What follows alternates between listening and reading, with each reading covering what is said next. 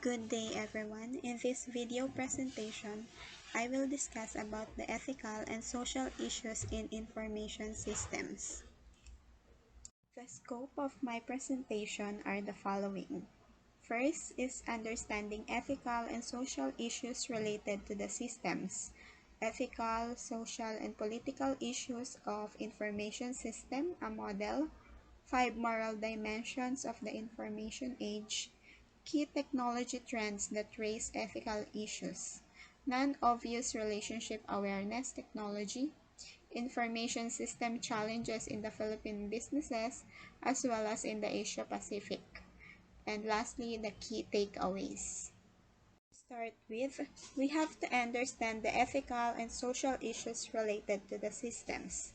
Defining ethics, it refers to the principles of right and wrong that individuals, acting as free moral agents, use to make choices to guide their behaviors. In business ethics per se, there is a provision globally to impose stiff sentences on business executives based on the monetary value of the crime, the presence of a conspiracy to prevent discovery of the crime, the use of structured financial transactions to hide the crime, and failure to cooperate with prosecutors. However, information systems raise new ethical questions for both individuals and societies because they create opportunities for intense social change, thus threaten existing distributions of power, money, rights, and obligations. Like other technologies such as steam engines, electricity, the telephone, and the radio, information technology can be used to achieve social progress, but it can also be used to commit crimes and threaten cherished social values. Although its development produces benefits for many, it costs for others. Hence, ethical issues in information systems have been given new urgency by the rise of the Internet and electronic commerce. Internet and digital firm technologies make it easier than ever to assemble, integrate, and distribute information, unleashing new concerns about the appropriate use of customer information, the protection of personal privacy, and the protection of intellectual property. Other pressing ethical issues raised by information systems include establishing an accountability for consequences of information systems, setting standards to safeguard system quality that protects the safety of the individual society, and preserving values and institutions considered essential to the quality of life in an information society.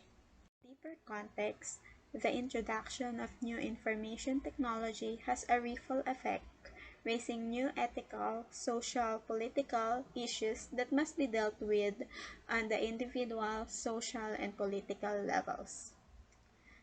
Metaphorically speaking, imagine a society as a more or less calm pond on a summer day, a delicate ecosystem in partial equilibrium with individuals and with social and political institutions. Individuals know how to act in this pond because social institutions like family, education, organizations have developed well-honed rules of behavior, and these are supported by laws developed in the political sector that prescribe behavior and promise sanctions for violations. Now, toss a rock in the center of the pond. What happens? It refalls, of course. In this example, the disturbing force is a powerful shock of new information technology and systems hitting a society more or less at rest. Suddenly, individual actors are confronted with new situations, often not covered by the old rules. Social institutions cannot respond overnight to these ripples. It may take years to develop etiquette, expectations, social responsibility, politically correct attitudes, or approved rules. Political institutions also require time before developing new laws and often require the demonstration of real harm before they act. This model shows the main moral dimensions of the information society, resulting to political, social, and ethical issues, which also cut across various levels of action of individual, society, and the government. It also defined five moral dimensions of the information age. At this point, let me discuss the five moral dimensions of the information age individually. First one is the information rights and obligations. Privacy is the claim of individuals to be left alone, free from surveillance or interference from other individuals or organizations, including the state. Claims to privacy are also involved at the workplace. Millions of employees are subject to electronic and other forms of high-tech surveillance. Information technology and systems threaten individual claims to privacy by making the invasion of privacy cheap, profitable, and effective. On the other hand, the same goes to online privacy, where data exposure can be done through various means including cookies, web beacons, and spyware. In the essence, websites track searches that have been conducted, the websites and web pages visited, the online content a person has accessed, and what items that person has inspected or purchased over the web. This monitoring and tracking of website visitors occur in the background without the visitor's knowledge. Classic example is the Gmail, a free web-based email service wherein Google has been scanning the contents of the message. With this, ads that users see when they read their email are related to the subject of these messages. Profiles are developed on individual users based on the content in their email. In the Philippines, we have the RA number 10173, also known as the Data Privacy Act of 2012, serves as the governing law on the data privacy matters in the Philippines.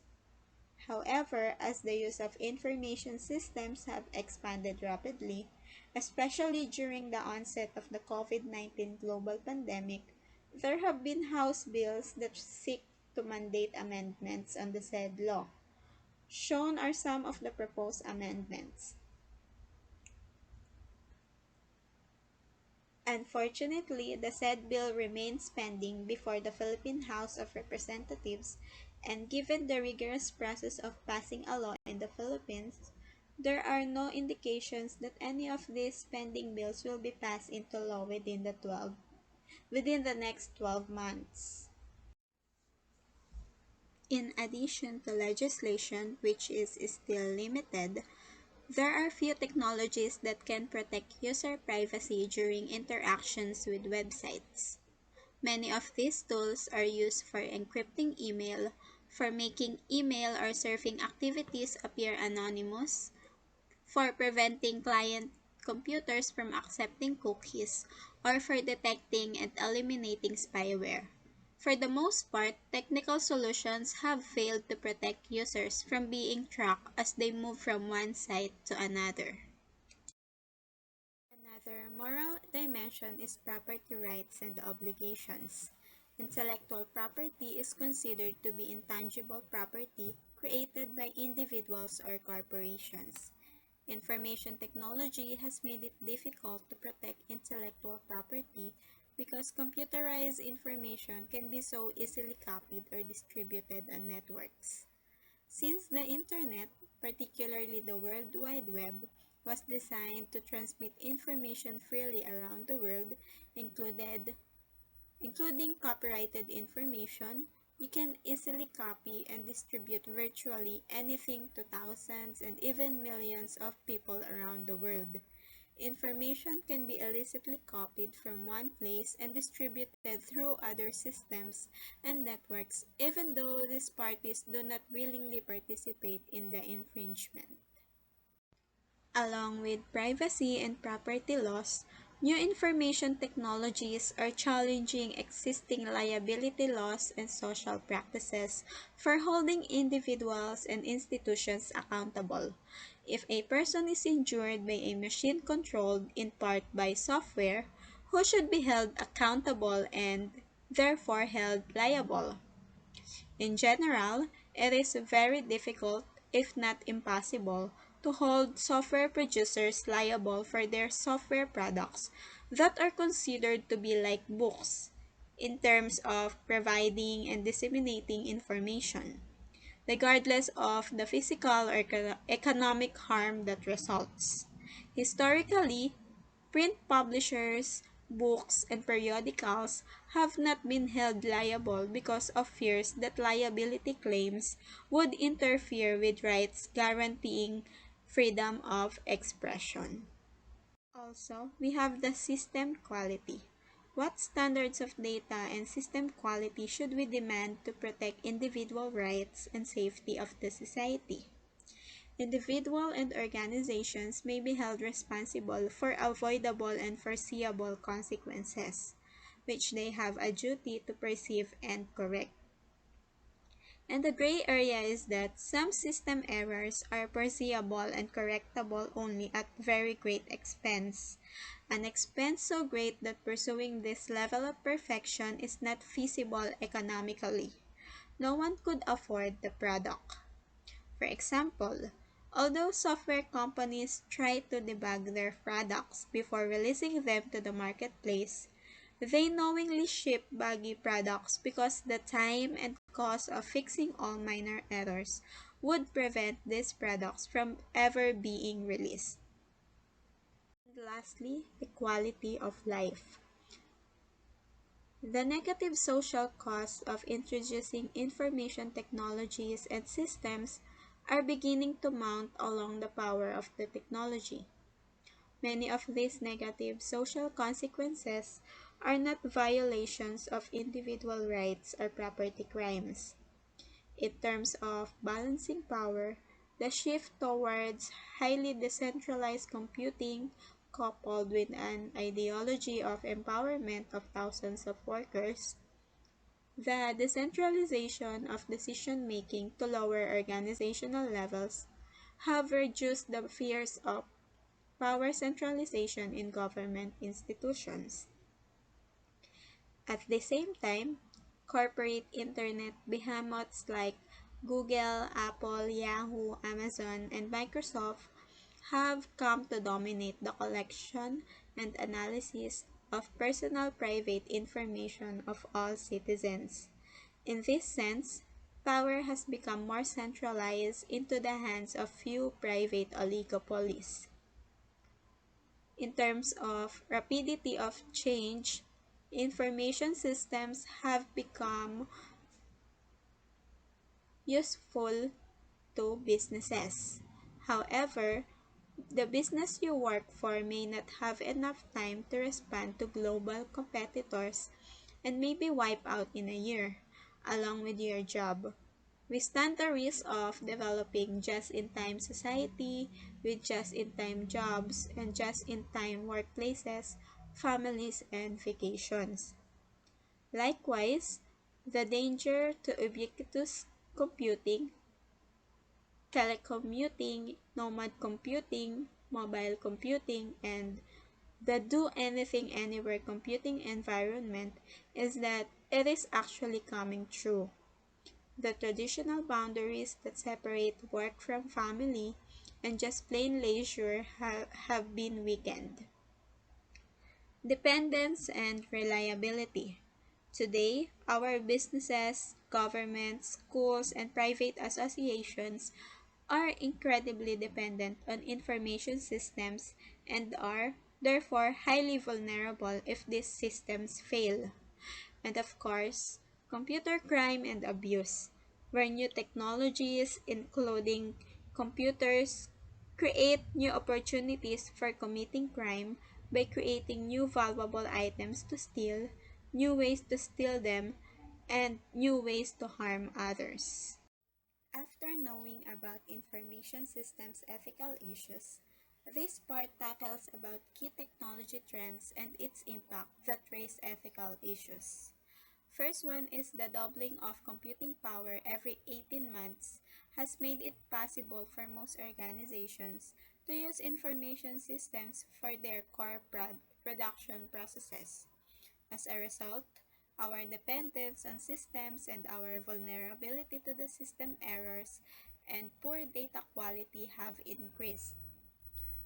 Social rules and laws have not yet adjusted to this dependence, and standards for ensuring the accuracy and reliability of information systems are not universally accepted or enforced.